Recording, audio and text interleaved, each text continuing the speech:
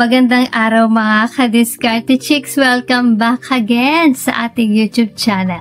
Sana ay nasa mabuting kalagayan po kayong lahat. Sa video na ito mga ka-Diskarte Chicks, ay bibigyan ko kayo ng 6 na techniques para labasan agad ang jowa ninyo.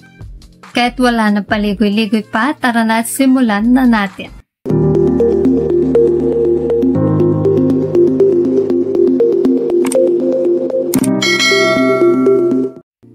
Shoutout nga po pala kay na Rain Yap na laging nakasuporta at nanonood ng aking mga video simula bago pa lang po ako.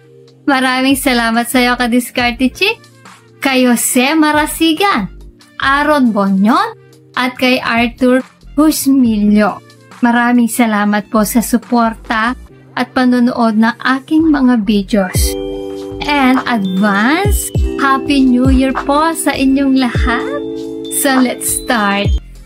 Ang isa sa pinakamalaking challenge para sa inyong mga guys ay kung papaano ninyo mapapasaya o mapapasolve o mapapalabas ang inyong jowa kapag kayo ay nakikipagdigmaan sa kanya. Kadalasan kasi mga guys ay kayo na lamang ang nasisiyahan o nakakaraos kumbaga. So, paano nga ba ang mga dapat gawin para mapasaya nyo naman siya? So, number 1, foreplay. Guys, believe it or not, basic lang naman talaga ito eh. Kaya nga tinatawag na foreplay. Kasi nga po, ito yung simula ng digmaan o bakbakan. Ang problema kasi mga guys, masyado kayong hot na hot at karamihan ay gusto agad sumugod sa bataan. Pues kung gusto ninyong masolve o makaraos din ang jowa ninyo ay wala pong shortcut talaga. Bihirang-bihira po kasi ang mga babaeng nasusolve ng agad-agad na paglusob sa bataan. Ang unang sikreto po talaga ay magdadaan kayo sa tamang proseso o yung tinatawag nating foreplay. Number 2, espadahan muna kayo. Siyempre, ina-assume ko na may tamang preparation na kayo mga guys ha. So, ang foreplay po ay nagsisimula sa espadahan ng labi ninyong magjowa. Advice ko lang po sa inyo mga guys, please take your time to be really intimate sa mga jowa ninyo. Huwag kayong magmadali. Simulan ito sa kissing. I-enjoy nyo ang isa't isa. Labi sa labi, cuddling o yakapan. At talagang kiss all you can mga ka-Diskarte Chicks. Kasi ang labi natin, katulad ng ibang sensual parts ng ating katawan, ay maraming very sensitive nerves ang nandyan. At sa kissing pa lamang ay isang napaka-romantic na paraan para makipag-communicate sa inyong jowa.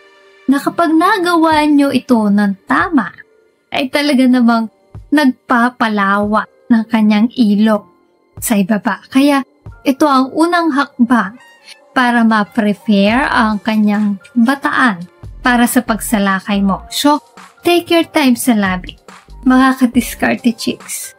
Para po sa mga nag-skip na disclaimer ko po sa start ng aking video, pakiusap lang po, makinig sandali.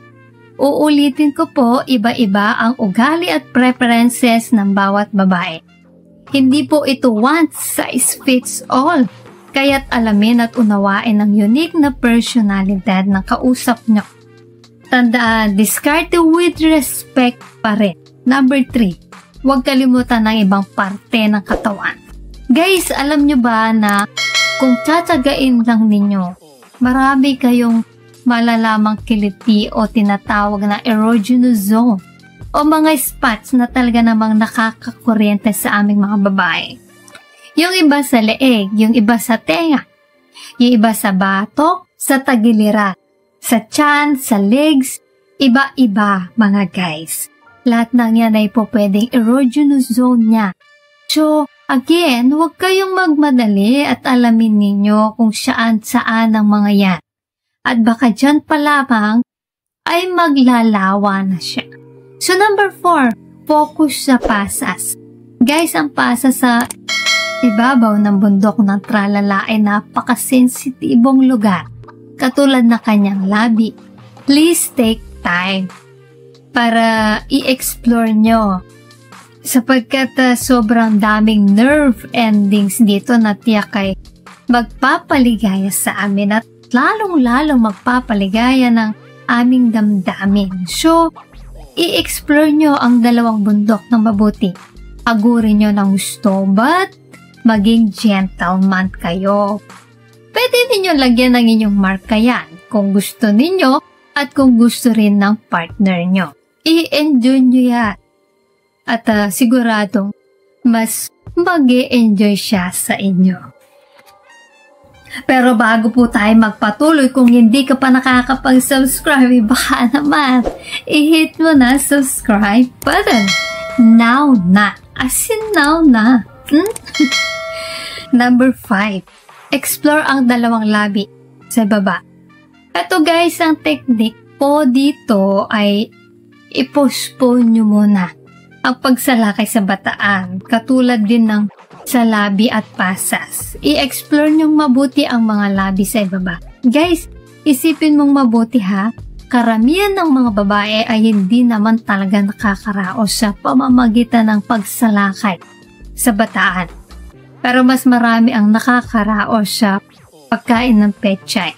So kung ako sa inyo, mag-focus muna kayo sa pechay niya. At kapag na-feel nyong ready na siya sa bataan at nakaraos na rin naman siya, ay tsaka ninyo sakupin ang bataan. So number 6, may nagsasabi na kapag naiihi na daw ang babae ay huwag nyo daw payagan at ituloy nyo lang ang pagsalakay. Siguro sa ibang babae, nagwo-work yan. Pero di ko alam kung siya lahat ay pupwede yan. So alamin nyo na lang at i-comment down below kung effective yan. So yan mga ka-diskarte chicks, ang 6 na assureball techniques para lumawa ang kuweba. Sana ay may natutunan po kayo sa video natin ngayon. Huwag kalimutang mag-comment ng inyong reaksyon o karanasan sa comment section. Kung may mga tanong po kayo, i-type nyo lang at sasagutin natin yan sa susunod na video. Kung nagustuhan nyo po ang video na ito, ay huwag kalimutang mag-like, share and subscribe para sa iba pang useful na content tulad nito. Maraming salamat sa panonood. Hanggang sa susunod na video, ingat kayo palagi. Let's spread love.